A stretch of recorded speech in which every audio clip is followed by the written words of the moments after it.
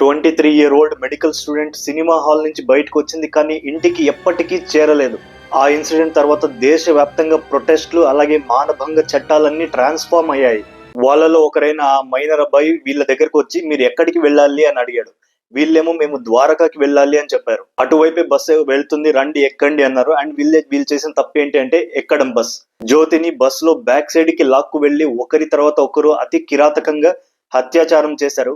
అన్నిటికన్నా దారుణమైన విషయం ఏంటంటే అందులో ఒకడు తుక్కుపట్టిన ఒక రాడ్డుతో ఆ అమ్మాయి ప్రైవేట్ పార్ట్ లో చాలా దారుణమైన సంఘటన. ఆల్మోస్ట్ 1 అవర్ పాటు అత్యంత కిరాతకంగా అత్యాచారం చేశారు.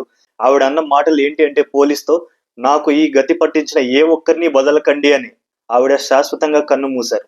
క్రిమినల్స్ ని చాలా త్వరగానే పోలీసులు పట్టుకున్నారు. ఒక విక్టిమ్ ని బ్లేమ్ చేయడం అనేది చాలా బాధాకరం. మన కంట్రీలోనే జరుగుతుంది ఇది. సిగ్గుచేటు ఇది మనకి.